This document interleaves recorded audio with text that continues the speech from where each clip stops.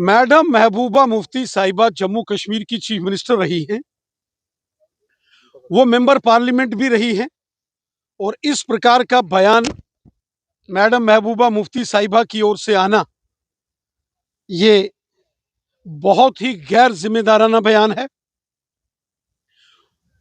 उनके पास बहुत बड़ी जिम्मेवारी रही है, एक चीफ मिनिस्टर के नाते उन्होंने काम किया है, मेंबर पार्लियामेंट के नाते उन्होंने काम किया है। इस प्रकार का बयानबाजी करना, इस प्रकार की स्टेटमेंट देना उन्हें शोभा नहीं देता।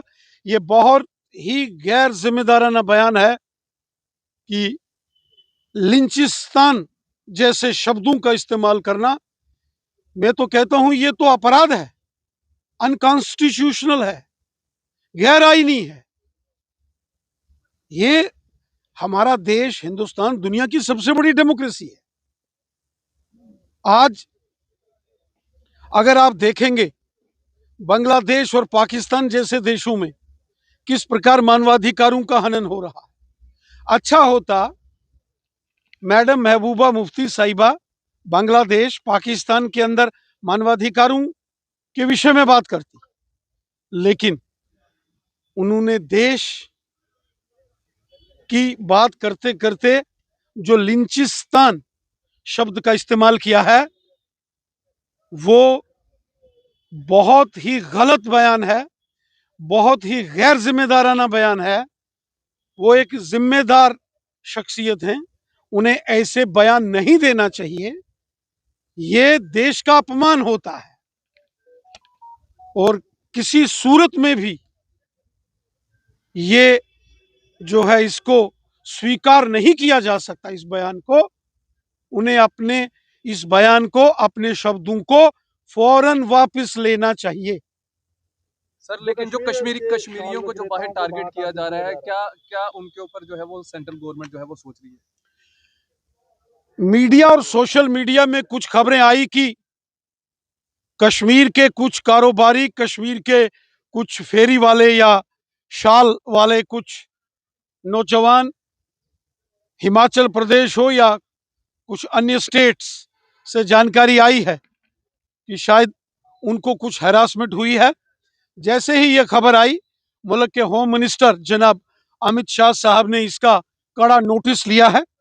आपने देखा होगा कि उत्तराखंड के डीजीपी साहब ने फौरन इस मामले पर एफआईआर दर्ज की है और कहा है कि किसी भी देशवासी के खिलाफ कहीं भी कोई हैरासमेंट का अगर मामला होता है तो उस पर सख्त कार्रवाई की जाएगी।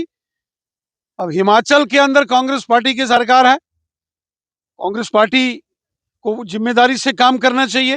हालांकि माननीय गृह मंत्री अमित शाह साहब ने पूरे देश के अंदर तमाम स्टेट्स को और तमाम स्टेट्स के चीफ सेक्रेटरीज और डीजीपी साहब को कहा है कि किसी सूरत में भी किसी भी जम्मू और कश्मीर के नौजवान को, चाहे वो शाल वाला है, फेरी वाला है, कारोबारी है या कोई स्टूडेंट्स अलग अलग स्टेट्स में पढ़ता है, किसी को किसी प्रकार की कोई हरासमेंट, कोई तकलीफ, कोई परेशानी नहीं होनी चाहिए।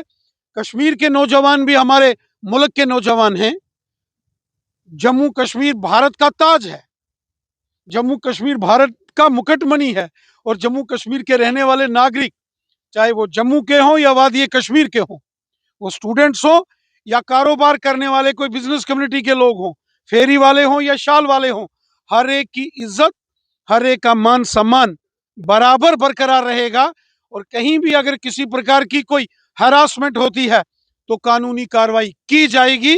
कश्मीर के नौजवान भी हिंदुस्तान के नौजवान हैं, हमारे देश के शहरी हैं और मैं आप सबके चैनल के माध्यम से कश्मीर के, जम्मू के उन नौजवानों को, कारोबारियों को विश्वास दिलाता हूं कि आपको कहीं भी कोई दिक्कत परेशानी नहीं आएगी। ये हिंदुस्तान हम सब का है, ये हम सब का अजीम-ओ-शान हिंदुस्तान हमारा मादर वतन है। कश्मीर से कन्याकुमारी तक और गुजरात से लेके अरुणाचल तक एक भारत श्रेष्ठ भारत। और माननीय प्रधानमंत्री मोदी साहब कहते हैं सबका साथ, सबका विकास और सबका विश्वास। विश्वास बहुत महत्वपूर्ण है, ट्रस्ट। सर लेकिन कश्मीरियों को ही क्यों टारगेट किया जाता है? जब भी कहीं पे कोई बात होती है कश्मीरियों को टारगेट किया कुछ जाता है। कुछ मामला सामने आया है। हमारे मुल्क के होम मिनिस्टर साहब ने बड़ी सख्ती के साथ इसका नोटिस लिया है। कश्मीर के बच्चे भी हमारे बच्चे हैं, कश्मीर के नौजवान हमारे नौजवान हैं, हिंदुस्तान के नौजवान हैं।